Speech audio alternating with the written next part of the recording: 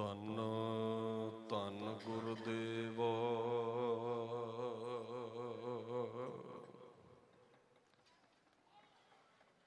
ਜਿਸ ਸੰਗ ਹਰ ਜਪੇ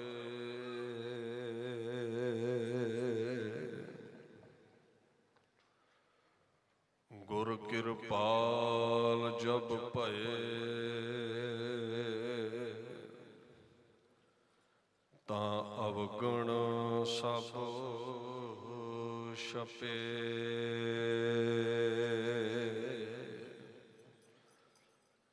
ਪਾਰ ਬ੍ਰਹਮ ਗੁਰਦੇਵ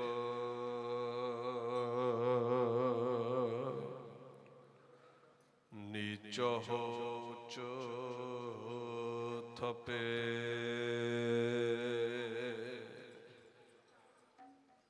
ਸੰਤ ਸਹਾਈ ਜੀਵ ਕੇ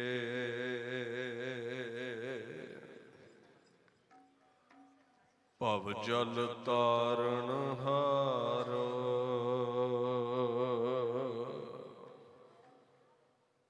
ਸਭ ਤੇ ਉੱਚੇ ਜਾਣੀਐ ਹੈ ਨਾਨਕ ਨਾਮ ਪਿਆਰ। ਚਵਰ ਛਤਰ ਤਖਤ ਦੇ ਮਾਲਕ ਸਾਹਿਬ ਸ੍ਰੀ ਗੁਰੂ ਗ੍ਰੰਥ ਸਾਹਿਬ ਜੀ ਦੀ ਪਵਿੱਤਰ ਹਜ਼ੂਰੀ ਵਿੱਚ ਸੁਭਾਏਮਾਨ ਗੁਰੂ ਸਰੂਪ ਗੁਰੂ ਪਿਆਰੀ ਖਾਲਸਾ ਸਾਧ ਸੰਗਤ ਜੀ, ਫਤਿਹ ਪ੍ਰਵਾਨ ਕਰੋ। ਵਾਹਿਗੁਰੂ ਜੀ ਕਾ ਖਾਲਸਾ, ਵਾਹਿਗੁਰੂ ਜੀ ਕੀ ਫਤਿਹ। ਧੰਨ ਧੰਨ ਸ੍ਰੀ ਗੁਰੂ ਗ੍ਰੰਥ ਸਾਹਿਬ ਸੱਚੇ ਪਾਤਸ਼ਾਹ ਜੀ ਦੀ ਪਵਿੱਤਰ ਹਜ਼ੂਰੀ ਵਿੱਚ ਆਪ ਸਰਬੱਤ ਸੰਗਤਾਂ ਆਪਣੇ ਸਮੇਂ ਨੂੰ ਜੀਵਨ ਨੂੰ ਸਫਲਿਆ ਕਰਨ ਦੇ ਲਈ ਹਾਜ਼ਰੀਨ ਹੋ। ਗੁਰਦੁਆਰਾ ਖੋਹੀ ਸਾਹਿਬ ਲਹਿਰਾ ਖਾਨਾ ਬਠਿੰਡੇ ਦੇ ਇਲਾਕੇ ਵਿੱਚ ਪੁੱਛੋ ਸਾਹਿਬ ਦੇ ਨਜ਼ਦੀਕ ਆਪ ਇਹਨਾਂ ਮਹਾਨ ਪਾਕ ਸਥਾਨਾਂ ਦੇ ਉੱਪਰ ਮਹਾਂਪੁਰਸ਼ ਸੰਤ ਬਾਬਾ ਨੰਦ ਸਿੰਘ ਜੀ ਨਾਨਕਸਰ ਕਲੇਰਾਂ ਵਾਲਿਆਂ ਦੇ 150 ਸਾਲਾ ਆਗਾਜ਼ ਦਿਵਸ ਨੂੰ ਸਮਰਪਿਤ ਗੁਰਮਤਿ ਸਮਾਗਮਾਂ ਵਿੱਚ ਸ਼ਿਰਕਤ ਕਰ ਰਹੇ ਹੋ। ਬੀਬੀ ਕੌਲਾਂ ਜੀ ਭਲਾਈ ਕੇਂਦਰ ਅੰਮ੍ਰਿਤਸਰ ਸਾਹਿਬ ਵੱਲੋਂ, ਭਾਈ ਗੁਰਿਕਬਾਲ ਸਿੰਘ ਜੀ, ਭਾਈ ਅਮਨਦੀਪ ਸਿੰਘ ਜੀ ਹੁਣਾਂ ਵੱਲੋਂ, ਮਹਾਂਪੁਰਸ਼ ਸੰਤ ਬਾਬਾ ਸੁਖਦੇਵ ਸਿੰਘ ਜੀ ਹੁਣਾਂ ਦੇ ਸਹਿਯੋਗ ਸਦਕਾ ਇਹ ਵਿਸ਼ੇਸ਼ ਉਪਰਾਲਾ ਕਰਕੇ ਸਮਾਗਮ ਉਲੀਕੇ ਹਨ। ਆਪ ਹਜ਼ਾਰਾਂ ਦੀ ਗਿਣਤੀ ਵਿੱਚ ਇੱਥੇ ਸ਼ਿਰਕਤ ਕਰ ਰਹੇ ਹੋ। ਗੁਰਬਾਣੀ ਦੇ ਅੰਦਰ ਸੰਤ ਲਫ਼ਜ਼ ਜਿਹੜਾ ਹੈ ਉਹਦੇ ਲਈ ਆਇਆ ਹੈ ਜਿਸ ਨੇ ਇੰਦਰੇ ਸੰਕੋਚ ਲਏ ਨੇ, ਜਿਹਨੇ ਮਨ ਜਿੱਤਿਆ ਹੈ, ਜਿਹਦੇ ਗਿਆਨ ਇੰਦਰੇ ਕਰਮ ਇੰਦਰੇ ਕਾਬੂ ਵਿੱਚ ਨੇ, ਔਰ ਸਾਧਨ ਨੇਕੀ ਹੈ ਨਾਮ ਜਪ ਕੇ ਇਹ ਇੰਦਰੀਆਂ ਨੂੰ ਕਾਬੂ ਕਰ ਲਿਆ। ਜਿਨ੍ਹਾਂ ਸਾਸ ਗਿਰਾਸ ਨਾ ਵਿਸਰੈ ਸੇ ਹਰ ਜਨ ਪੂਰੇ ਸਹੀ ਜਾਣ। ਜਿਹੜੇ ਕਹਿੰਦੇ ਨਾ ਸੰਤ ਨਹੀਂ ਹੁੰਦੇ, ਗੁਰੂ ਗ੍ਰੰਥ ਸਾਹਿਬ ਉਹਨਾਂ ਸਾਕਤ ਬਿਰਤੀ ਲੋਕਾਂ ਨੂੰ ਜਵਾਬ ਦਿੰਦੇ ਨੇ, ਸੇ ਹਰ ਜਨ ਪੂਰੇ ਸਹੀ ਜਾਣ। ਜਨ ਲਫ਼ਜ਼ ਫਾਰਸੀ ਵਿੱਚ ਇਸਤਰੀ ਨੂੰ ਕਹਿੰਦੇ ਨੇ, ਸੰਸਕ੍ਰਿਤ ਵਿੱਚ ਸੰਤ ਨੂੰ ਕਹਿੰਦੇ ਨੇ। ਕਹਿੰਦੇ ਜਿਹੜਾ ਹਰ ਸਾਹ ਤੇ ਹਰ ਬੁਰਕੀ ਦੇ ਨਾਲ ਨਾਮ ਜਪਦਾ ਹੈ ਉਹ ਪਰਮਾਤਮਾ ਦੀ ਸੁਹਾਗਣ ਇਸਤਰੀ ਹੈ, ਸੰਤ ਹੈ, ਉਹ ਜਨ ਹੈ। ਤੇ ਨਾਲ ਸਹੀ ਪਾ ਦਿੱਤੀ ਹੈ ਸਹੀ ਦੇ ਵਿੱਚ, ਅਸਲ ਦੇ ਵਿੱਚ ਪੂਰੇ ਸਹੀ ਜਾਣ ਉਹੀ ਸੰਤ ਨੇ ਜਿਨ੍ਹਾਂ ਨੇ ਸਵਾਸ ਸਵਾਸ ਬਾਣੀ ਜਪੀ ਹੈ, ਬਾਣੀ ਪੜ੍ਹੀ ਹੈ। ਐਸੇ ਮਹਾਂਪੁਰਸ਼ ਬਾਬਾ ਆਨੰਦ ਸਿੰਘ ਜੀ ਸਨ। ਗੁਰੂ ਗ੍ਰੰਥ ਸਾਹਿਬ ਦਾ ਫੁਰਮਾਨ ਹੈ, ਹਰ ਹਰ ਸੰਤ ਜਨਾਂ ਕੀ ਜੀਵਨ। ਸੰਤਾਂ ਦਾ ਜੀਵਨ ਟਿਕਿਆ ਹੀ ਇੱਥੇ ਹੈ। ਹੁਣ ਇੱਥੇ 12 ਸਾਲ ਦੇ ਕਰੀਬ ਬਾਬਾ ਆਨੰਦ ਸਿੰਘ ਹੋਣਾ ਪਾਕ ਰੂਹੇ ਜ਼ਮੀਨ ਤੇ ਇਬਾਦਤ ਕੀਤੀ, ਗੁਰੂ ਨਾਨਕ ਨਾਮ ਤੇ ਆਇਆ। ਕਹਿੰਦੇ ਜਿਹੜਾ ਸੰਤ ਦਾ ਜੀਵਨ ਹੈ, ਜਿੱਦਾਂ ਇੱਕ ਵਿਕਾਰੀ ਬੰਦਾ ਵਿਸ਼ੇ ਭੋਗਣ ਵਿੱਚ ਰਸ ਮਾਣਦਾ ਹੈ, ਚਾਹੇ ਉਹ ਅੱਖਾਂ ਦਾ ਰਸ ਹੈ, ਜ਼ੁਬਾਨ ਦਾ ਰਸ ਹੈ, ਸਰੀਰ ਦਾ ਰਸ ਹੈ, ਆਖਣ ਲੱਗੇ ਸੰਤ ਗੁਰੂ ਨਾਨਕ ਦੇ ਨਾਮ ਵਿੱਚੋਂ ਉਹ ਰਸ ਮਾਣਦਾ ਹੈ। ਵਿਖੈ ਰਸ ਭੋਗ ਅੰਮ੍ਰਿਤ ਸੁਖ ਸਾਗਰ, ਰਾਮ ਨਾਮ ਰਸ ਪੀਵਨ, ਹਰ ਹਰ ਸੰਤ ਜਨਾਂ ਕੀ ਜੀਵਨ। ਅਕਾਲ ਪੁਰਖ ਦੇ ਨਾਮ ਚੋਂ ਹੀ ਉਹਨਾਂ ਨੂੰ ਸਾਰੇ ਰਸ ਨੇ। ਵਿਕਾਰੀ ਬੰਦੇ ਨੂੰ ਕਿੱਥੇ ਰਸ ਹੈ? ਗੈਰ ਇਸਤਰੀ ਵਿੱਚ, 36 ਪ੍ਰਕਾਰ ਦੇ ਭੋਜਨਾਂ ਵਿੱਚ। ਜਿੱਦਾਂ ਦਾ ਕਾਮੀ ਨੂੰ ਇਸਤਰੀ ਵਿੱਚੋਂ ਰਸ ਮਿਲਦਾ, ਸੰਤ ਨੂੰ ਨਾਮ ਚੋਂ ਰਸ ਹੈ। ਜਿੱਦਾਂ ਦਾ ਲੋਭੀ ਨੂੰ ਪੈਸੇ ਚੋਂ ਰਸ ਮਿਲਦਾ, ਸੰਤ ਨੂੰ ਨਾਮ ਚੋਂ ਰਸ ਹੈ। ਇਹ ਬਿਰਤੀ ਹੈ ਸੰਤ ਦੀ। ਪਰਸ਼ੀਅਨ ਦੇ ਮਹਾਨ ਵਿਦਵਾਨ ਭਾਈ ਨੰਦ ਲਾਲ ਨੇ ਇੱਕ ਬਚਨ ਕਿਹਾ ਹੈ, ਕਹਿੰਦੇ ਜ਼ਿਕਰੇ ਯਾਦ ਹੱਕ ਕਿ ਉਹ ਬਾਸ਼ਦ ਲਾਜ਼ੀਜ਼, ਕਿ ਉਹ ਬਾਸ਼ਦ ਲਾਜ਼ੀਜ਼ ਅਜ਼ ਹਮਾ ਮੇਵਾ, ਕਿ ਉਹ ਬਾਸ਼ਦ ਲਾਜ਼ੀਜ਼। ਕਹਿੰਦੇ ਸੰਤ ਨੂੰ ਆਪਣੀ ਅਵਸਥਾ ਉਹ ਬਿਆਨ ਕਰਦੇ ਨੇ, ਪਰਮਾਤਮਾ ਦੇ ਨਾਮ ਭਜਨ ਚੋਂ ਮੇਵਿਆਂ ਵਰਗਾ ਰਸ ਮਿਲਦਾ ਹੈ, ਬੜਾ ਸਵਾਦਲਾ ਹੈ। ਕਹਿੰਦੇ ਉਹਦੇ ਨਾਮ ਦਾ ਜਿਹੜਾ ਰਸ ਹੈ, ਬਾਸ਼ਦ ਦਾ ਮਤਲਬ ਹੈ ਹੋਣਾ, ਬੜਾ ਲਾਜ਼ੀਜ਼ ਹੈ ਉਹਦੇ ਨਾਮ ਦਾ ਜਿਹੜਾ ਰਸ ਹੈ। ਕੋਈ ਵੀ ਮੇਵਾ ਉਹ ਆਨੰਦ ਨਹੀਂ ਦੇ ਸਕਦਾ ਜੋ ਸੰਤ ਨੂੰ ਅਕਾਲ ਪੁਰਖ ਦੇ ਨਾਮ ਚੋਂ ਰਸ ਆਉਂਦਾ ਹੈ। ਸਭ ਮੇਵਿਆਂ ਨਾਲੋਂ ਮਿੱਠਾ ਉਹਦਾ ਨਾਮ ਹੈ। ਹੁਣ ਇਹ ਬਚਨ ਤੇ ਤੁਸੀਂ ਸੁਣ ਰਹੇ ਹੋ ਵੀ 12 ਸਾਲ ਬਾਬਾ ਆਨੰਦ ਸਿੰਘ ਹੁਣਾ ਬੰਦਗੀ ਕੀਤੀ, ਸੇਵਾ ਕੀਤੀ, ਇਬਾਦਤ ਕੀਤੀ। ਜੇ ਰਸ ਨਾ ਆਵੇ 12 ਮਿੰਟ ਨਹੀਂ ਚੌਂਕੜਾ ਲੱਗਦਾ, ਦੌੜ ਦੌੜ ਜਾਈਦਾ ਬਾਹਰ ਨੂੰ। ਸਾਧਾਂ ਨੂੰ ਰਸ ਆਉਂਦਾ ਹੈ, ਇਸ ਕਰਕੇ ਚੌਂਕੜਾ ਲਾਉਂਦੇ ਨੇ। ਆਪਾਂ ਨੂੰ ਮਾਇਆ ਚੋਂ ਰਸ ਹੈ, ਦੁਕਾਨ 8 ਘੰਟੇ ਦੀ ਜਗ੍ਹਾ 16 ਵੀ ਖੋਲ ਲਵਾਂਗੇ, ਪੈਸਾ ਆਉਂਦਾ ਹੈ। ਜਪਜੀ ਚੋਂ ਰਸ ਨਹੀਂ ਆਉਂਦਾ, ਇਸ ਕਰਕੇ ਮੂਲ ਮੰਤਰ ਪੜ੍ਹ ਕੇ ਹੀ ਉੱਠਣ ਦੀ ਪਈ ਹੁੰਦੀ ਹੈ ਵੀ ਦੁਕਾਨ ਖੋਲਣੀ ਹੈ। ਸੰਸਾਰ ਚੋਂ ਰਸ ਹੈ, ਉੱਥੇ ਸਮਾਂ ਦੇਵਾਂਗੇ। ਨਿਰੰਕਾਰ ਵਿੱਚ ਸਵਾਦ ਨਹੀਂ ਆਉਂਦਾ, ਇਸ ਲਈ ਸਮਾਂ ਨਹੀਂ ਦੇ ਪਾਉਂਦੇ।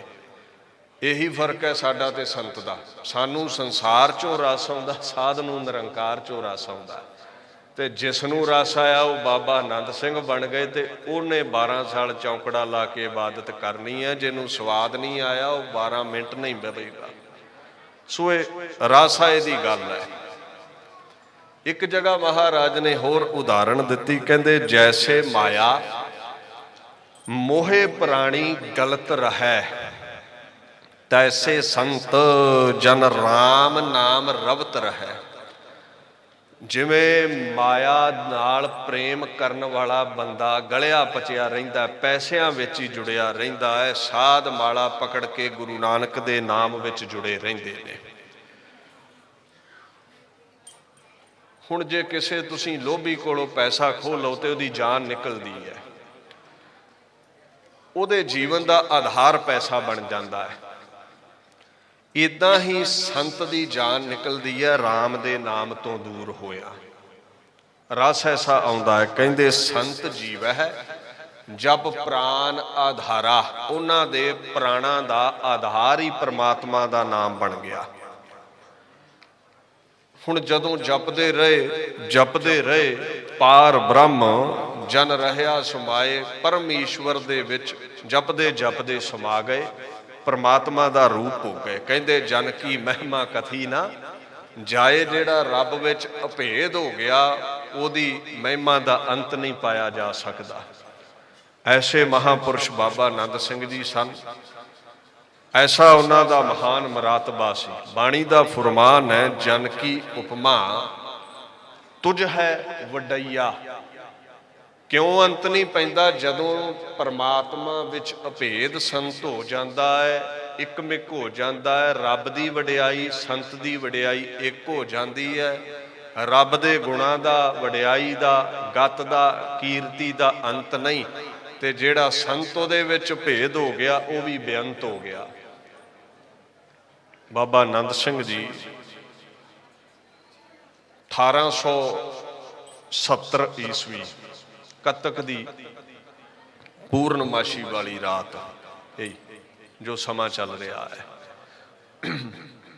ਮਹਾਂਪੁਰਸ਼ਾਂ ਦਾ ਆਗਾਜ਼ ਭਾਈ ਜੈ ਸਿੰਘ ਦੇ ਗ੍ਰਹਿ ਵਿਖੇ ਮਾਤਾ ਸਦਾ ਕੌਰ ਦੀ ਕੁੱਖ ਤੋਂ ਹੁੰਦਾ ਹੈ। ਸ਼ੇਰਪੁਰ ਕਲਾਂ ਸੰਤਾਂ ਦਾ ਪਿੰਡ ਹੈ, ਲੁਧਿਆਣੇ ਦਾ ਇਲਾਕਾ, ਜਗਰਾਉਂ ਦਾ ਇਲਾਕਾ। ਖੈਰ ਦੁਨੀਆ ਦੇ ਉੱਤੇ ਆਗਾਜ਼ ਹੁੰਦਾ ਹੈ।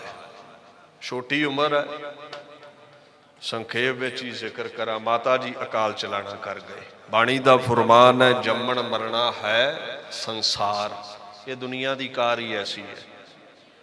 ਸੰਤ ਸਾਕਤ ਅਵਤਾਰ ਸਾਰੇ ਹੀ ਦੁਨੀਆ ਤੋਂ ਜਾਂਦੇ ਨੇ। ਹੁਣ ਵੱਡੇ ਭਾਈ ਨੇ, ਭਾਈ ਭਗਤ ਸਿੰਘ ਨੇ ਜ਼ਿੰਮੇਵਾਰੀ ਚੁੱਕੀ। ਸੂਰਜ ਪ੍ਰਕਾਸ਼ ਗ੍ਰੰਥ, ਜਨਮ ਸਾਖੀ, ਇਹ ਸਾਖੀਆਂ ਗੁਰੂ ਕੀਆਂ ਸਤਿਪੁਰਸ਼ਾਂ ਦੀਆਂ ਬਾਬਾ ਆਨੰਦ ਸਿੰਘ ਨੂੰ ਬਚਪਨ 'ਚ ਹੀ ਸੁਣਾਈਆਂ। ਗੁਰੂ ਗ੍ਰੰਥ ਸਾਹਿਬ ਦਾ ਵੀ ਫਰਮਾਨ ਹੈ ਨਾ, ਸੰਤਨ ਕੀ ਸੁਣ ਸਾਚੀ ਸਾਖੀ।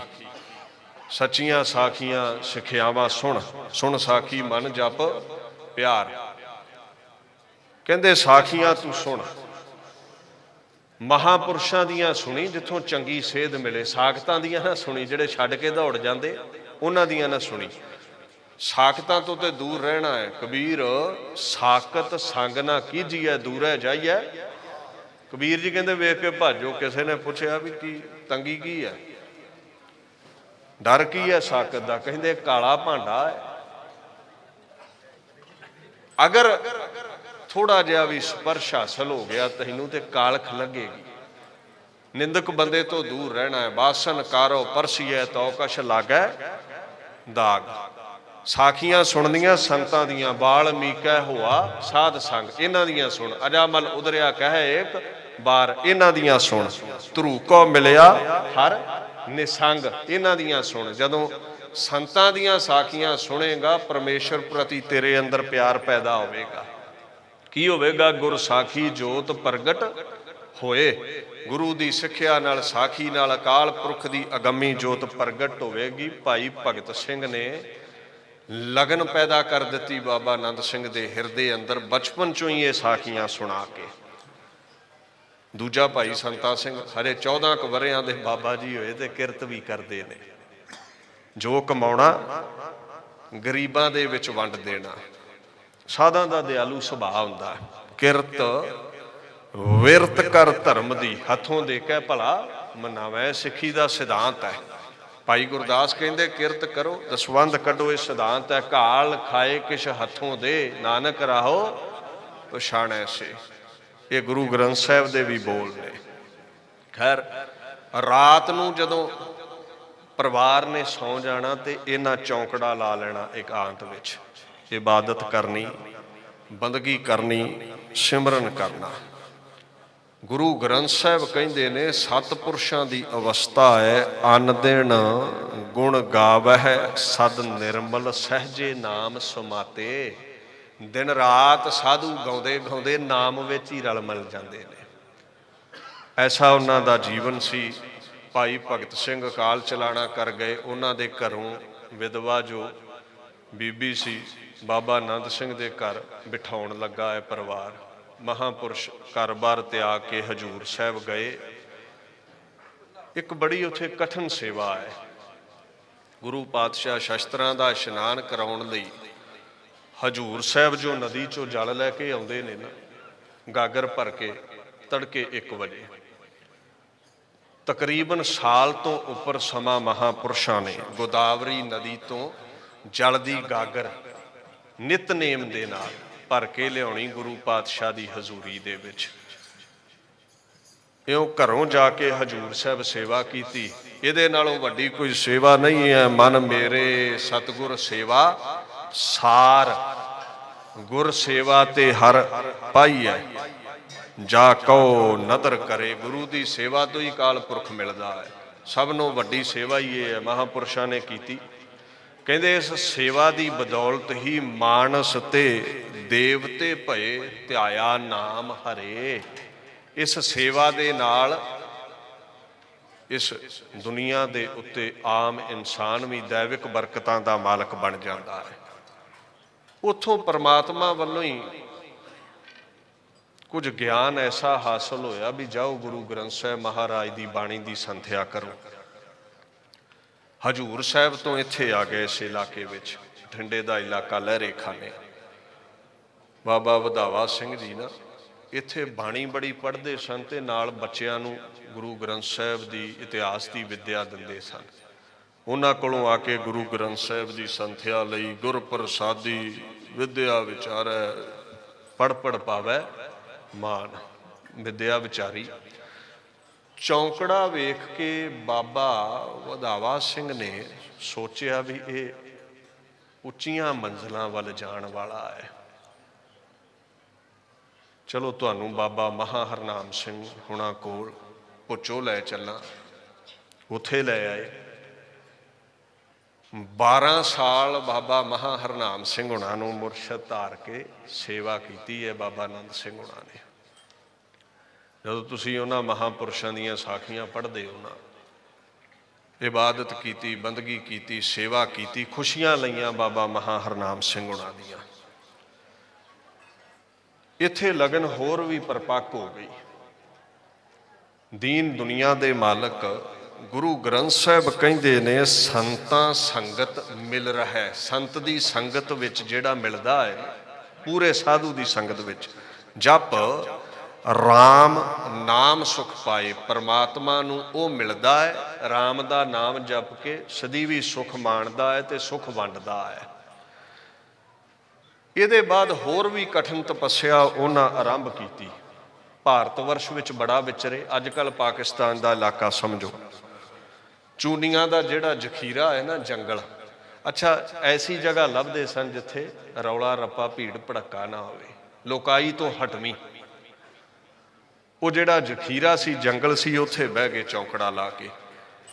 ਕਦੇ ਹੜੱਪੇ ਦੇ ਜੰਗਲ ਬਹਿ ਗਏ ਚੌਂਕੜਾ ਲਾ ਕੇ। ਐਸਾ ਸੁਭਾਅ ਸੀ। ਸਾਲ ਉੱਥੇ ਹੀ ਬੈਠੇ ਰਹੇ। ਰਸ ਆਉਂਦਾ ਹੈ ਨਾ ਨਾਮ ਚੋਂ। ਚੌਂਕੜਾ ਲਾ ਕੇ ਬੈਠੇ ਨੇ।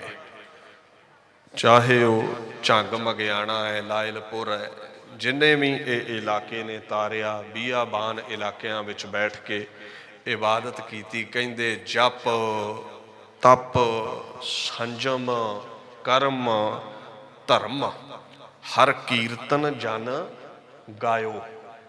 ਗੁਰੂ ਨਾਨਕ ਅਕਾਲ ਪੁਰਖ ਦੀ ਕੀਰਤੀ ਗਾਉਣ ਵਿੱਚ ਹੀ ਜਪ ਹੈ, ਤਪ ਹੈ, ਇੰਦਰੀਆਂ ਨੂੰ ਕਾਬੂ ਕਰਨ ਵਾਲਾ ਸੰਜਮ ਹੈ। ਇਹ ਸਭ ਕੁਝ ਗੁਰੂ ਨਾਨਕ ਦੇ ਗੁਣ ਗਾ ਕੇ ਹੀ ਬਾਬਾ ਆਨੰਦ ਸਿੰਘ ਹੁਣਾਂ ਹਾਸਲ ਕੀਤਾ। ਸੋ ਬੜੀ ਬੰਦਗੀ ਕੀਤੀ।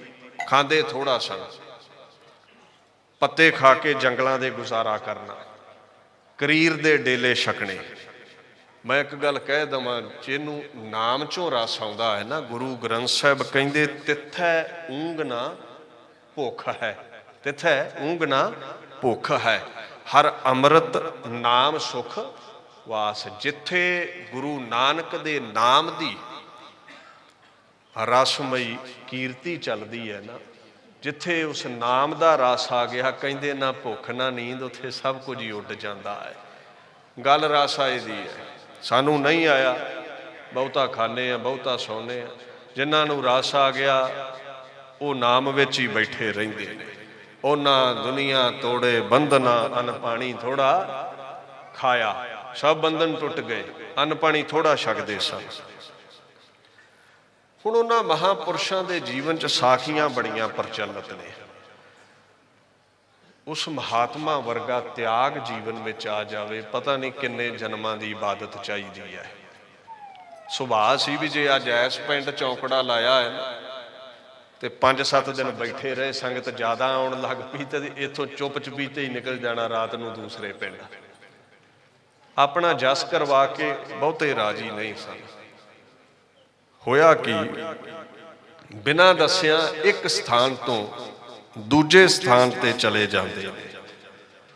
ਇੱਕ ਮੂਲੇ ਬਖਸ਼ੀ ਦਾ ਬਾਗ ਬੜਾ ਪ੍ਰਚਲਿਤ ਸੀ, ਇੱਕ ਦਿਨ ਉੱਥੇ ਚਲੇ ਗਏ।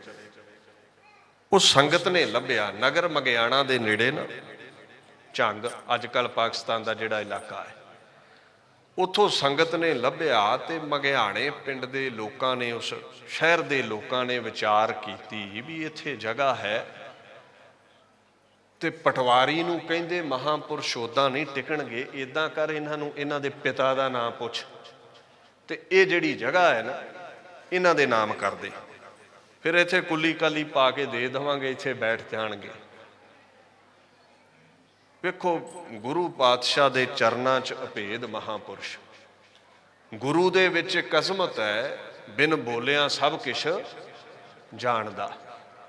ਤੇ ਜਿਹੜਾ ਗੁਰੂ ਦੇ ਚਰਨਾਂ ਵਿੱਚ ਅਭੇਦ ਹੋਵੇ ਉਹਨੂੰ ਇਹ ਤਾਕਤਾਂ ਹਾਸਲ ਹੋ ਜਾਂਦੀਆਂ ਨੇ, ਗੁਰੂ ਪਰਮੇਸ਼ਰ ਵਿੱਚ ਮਿਲੇ ਹੋਏ ਨੂੰ। ਪਟਵਾਰੀ ਨੇ ਮੱਥਾ ਟੇਕਿਆ, ਹਜੇ ਕੋਈ ਬਚਨ ਨਹੀਂ ਕੀਤਾ, ਕੇਵਲ ਮੱਥਾ ਟੇਕਿਆ ਹੈ। ਤੇ ਮਹਾਂਪੁਰਸ਼ ਬਾਬਾ ਆਨੰਦ ਸਿੰਘ ਜੀ ਕਹਿੰਦੇ, ਪਟਵਾਰੀ ਜੀ ਮੇਰੇ ਪਿਤਾ ਦਾ ਨਾਮ ਗੁਰੂ ਗੋਬਿੰਦ ਸਿੰਘ ਹੈ। ਉਹਨੇ ਸਵਾਲ ਨਹੀਂ ਕੋਈ ਕੀਤਾ। ਪਟਵਾਰੀ ਦੇ ਗਲੂਏ ਦੇ ਵਿੱਚ ਹਜੇ ਇਹ ਬੋਲ ਨਹੀਂ ਸਨ ਆਏ। ਦਿਲ ਦੇ ਅੰਦਰ, ਮਨ ਦੇ ਅੰਦਰ ਜਿਹੜਾ ਫੁਰਨਾ ਸੀ ਨਾ, ਉਹ ਬੁੱਝ ਲਿਆ ਮਹਾਂਪੁਰਸ਼ਾਂ ਨੇ। ਹੁਣ ਪਟਵਾਰੀ ਨੂੰ ਇਸ ਗੱਲ ਦੀ ਸਮਝ ਲੱਗ ਗਈ ਵੀ ਇਹ ਮਹਾਂਪੁਰਸ਼ ਅਗੰਮੀ ਤਾਕਤਾਂ ਦੇ ਮਾਲਕ ਨੇ। ਧਿਆਨ ਦਿਓ, ਪਟਵਾਰੀ ਪਿਤਾ ਦਾ ਨਾਮ ਪੁੱਛਣਾ ਚਾਹੁੰਦਾ ਹੈ, ਹਜੇ ਡੰਡੌਤ ਕੀਤੀ ਹੈ ਬਾਬਾ ਆਨੰਦ ਸਿੰਘ ਹੁਣਾਂ ਨੂੰ। ਇਸ ਤੋਂ ਪਹਿਲਾਂ ਕਿ ਗਲੂਏ 'ਚੋਂ ਬੋਲ ਪ੍ਰਗਟ ਹੁੰਦੇ ਵੀ ਬਾਬਾ ਆਨੰਦ ਸਿੰਘ ਜੀ ਤੁਹਾਡੇ ਪਿਤਾ ਦਾ ਕੀ ਨਾਮ ਹੈ, ਤੇ ਮਹਾਂਪੁਰਸ਼ ਪਹਿਲਾਂ ਹੀ ਕਹਿੰਦੇ ਵੀ ਮੇਰੇ ਪਿਤਾ ਦਾ ਨਾਮ ਗੁਰੂ ਗੋਬਿੰਦ ਸਿੰਘ ਹੈ। ਤੇ ਜਿਹੜੇ ਕੰਮ ਤੁਸੀਂ ਆਏ ਹੋ ਨਾ, ਮੇਰਾ ਰੰਚਕ ਮਾਤਰ ਵੀ ਲਗਾਵ ਨਹੀਂ ਹੈ, ਨਾ ਜਗ੍ਹਾ ਦੇ ਨਾਲ, ਨਾ ਮਹਿਲਾਂ ਦੇ ਨਾਲ, ਨਾ ਕੁੱਲੀਆਂ ਦੇ ਨਾਲ। ਅਸੀਂ ਕੋਈ ਜਾਇਦਾਦ ਨਾਮ ਨਹੀਂ ਲਵਾਉਣੀ। ਜਿਸ ਕੰਮ ਲਈ ਤੁਸੀਂ ਪਿਤਾ ਦਾ ਨਾਮ ਪੁੱਛਣਾ ਚਾਹੁੰਦੇ ਹੋ, ਨਾ ਅਸੀਂ ਕੋਈ ਕੁਟੀਆ ਚਾਹੁੰਦੇ ਆ। ਪਟਵਾਰੀ ਚੁੱਪਚਾਪ ਮੁੜ ਗਿਆ ਤੇ ਉਹ ਮਗਿਆਣੇ ਦੇ ਲੋਕਾਂ ਨੂੰ ਜਾ ਕੇ ਕਹਿੰਦਾ ਵੀ ਤੁਹਾਡੇ ਜੋ ਮਨ ਦੇ ਫੁਰਨੇ ਸਨ, ਵਲਵਲੇ ਸਨ, ਉਹਨਾਂ ਦੇ ਪਾਣੀ ਫੇਰਤਾ ਬਾਬਾ ਆਨੰਦ ਸਿੰਘ ਨੇ। ਐਸੇ ਤਿਆਗੀ ਮਹਾਤਮਾ। ਆ ਬਾਬਾ ਵਧਾਵਾ ਸਿੰਘ ਹੋਣਾ ਨਾ ਸੁਨੇਹਾ ਭੇਜਿਆ ਵੀ ਮੈਂ ਵਿਦਿਆਰਥੀ ਤੇ ਬੜੇ ਤਿਆਰ ਕੀਤੇ ਨੇ, ਪਰ ਸਭ ਤੋਂ ਉੱਚੀਆਂ ਉਡਾਰੀਆਂ ਅਧਿਆਤਮਕ ਮੰਜ਼ਲਾਂ ਮੰਨਣ ਵਾਲੇ ਬਾਬਾ ਆਨੰਦ ਸਿੰਘ ਨੇ। ਤੇ ਜਿੰਨੀ ਵੀ ਸਾਡੀ ਜਾਇਦਾਦ ਹੈ, ਜੋ ਵੀ ਡੇਰੇ ਦਾ ਸਾਜੋ ਸਮਾਨ ਹੈ, ਇਹਦੇ ਮਾਲਕ ਬਾਬਾ ਆਨੰਦ ਸਿੰਘ ਹੋਣਗੇ, ਉੱਤਰਾਧਿਕਾਰੀ ਸਾਡੇ ਬਾਬਾ ਆਨੰਦ ਸਿੰਘ ਹੋਣਗੇ। ਤੇ ਇੱਕ ਗੁਰਮੁਖ ਪਿਆਰਾ ਭੇਜਿਆ ਵੀ ਜਾ ਕੇ ਉਹਨਾਂ ਨੂੰ ਲੈ ਕੇ ਆ। ਉਹ ਬਾਬਾ ਆਨੰਦ ਸਿੰਘ ਹੁਣਾਂ ਕੋਲ ਪਹੁੰਚੇ ਵੀ ਤੁਹਾਨੂੰ ਲਹਿਰੇ ਖਾਨੇ ਮਹਾਂਪੁਰਸ਼ ਬੁਲਾਉਂਦੇ ਨੇ। ਕਹਿੰਦੇ ਦੇਖੋ ਮੇਰੇ ਵਿਦਿਆ ਗੁਰੂ ਨੇ, ਮੈਂ ਦਰਸ਼ਨ ਕਰਨ ਜਾਂਦਾ ਰਹਿਣਾ,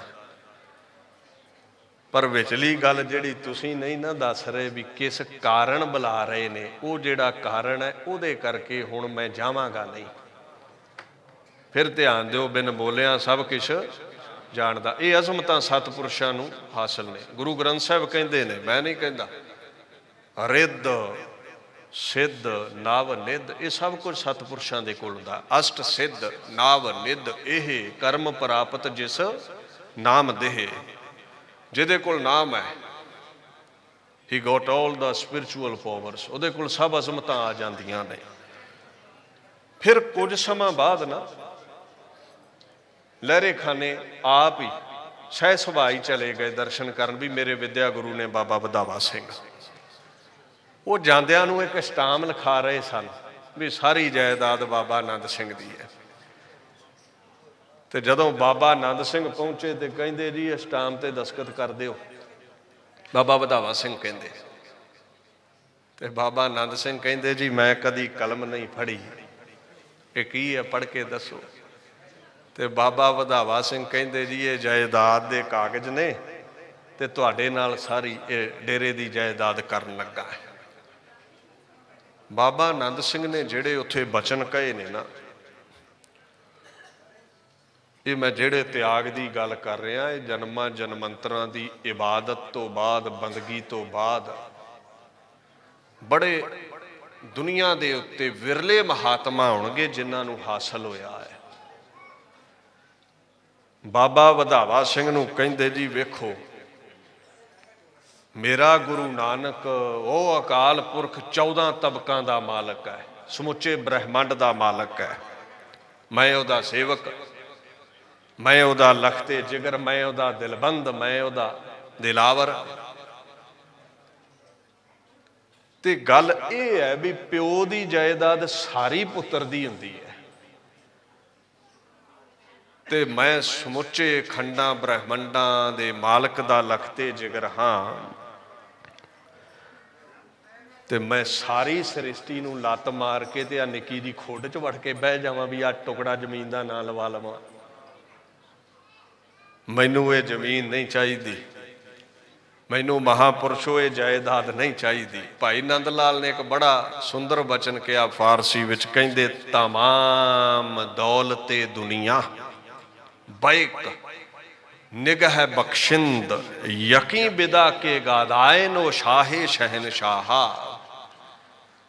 ਕਹਿੰਦੇ ਮੇਰਾ ਗੁਰੂ ਗੋਬਿੰਦ ਸਿੰਘ ਗੁਰੂ ਨਾਨਕ ਇੱਕ ਨਦਰ ਦੇ ਨਾਲ ਖੰਡਾਂ ਬ੍ਰਹਿਮੰਡਾਂ ਦੀ ਮਾਲਕੀਅਤ ਸ਼ਹਿਨਸ਼ਾਹੀ ਬਖਸ਼ ਦਿੰਦਾ ਹੈ।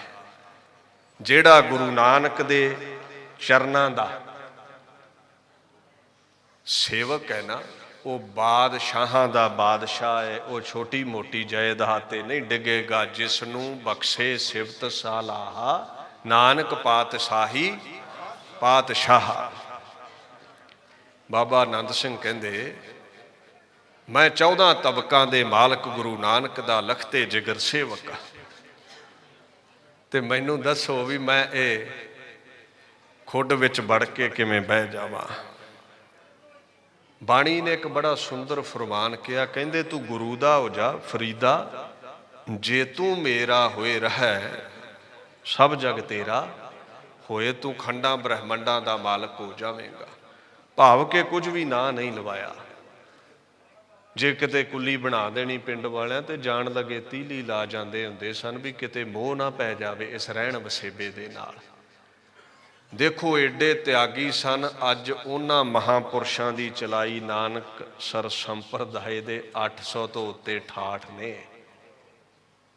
ਸਿੱਖੀ ਦਾ ਕੇਂਦਰ ਨੇ, ਜਿੱਥੇ ਖੰਡੇ ਦੀ ਪੌਲ ਬਰਸਦੀ ਹੈ, ਸਿੱਖੀ ਦਾ ਪ੍ਰਚਾਰ ਹੁੰਦਾ ਹੈ। ਇਹ ਠਾਠ ਗੁਰਦੁਆਰੇ ਕਾਹਦੇ ਲਈ ਨੇ? ਗੁਰੂ ਦੁਆਰੇ ਹੋਏ ਸੋਝੀ ਪਾਏ ਸੀ, ਗੁਰਮਤਿ ਦੀ ਸੋਝੀ ਗੁਰਧਾਮਾਂ ਚੋਂ ਹਾਸਲ ਹੁੰਦੀ ਹੈ। ਐਸੇ ਉਹ ਮਹਾਂਪੁਰਸ਼ ਸਨ, ਤਿਆਗੀ ਵੈਰਾਗੀ ਸਨ। ਇੱਕ ਮੈਂ ਬਚਨ ਕਹਿ ਕੇ ਫਤਿਹ ਬੁਲਾਵਾਂ। ਸੰਗਤ ਨੇ ਨਾ ਮੱਥਾ ਟੇਕਣੋਂ ਨਾ ਹਟਣਾ, ਕਿਉਂਕਿ ਇਬਾਦਤ ਐਸੀ ਸੀ, ਬੰਦਗੀ ਐਸੀ ਸੀ ਉਹਨਾਂ ਦੀ।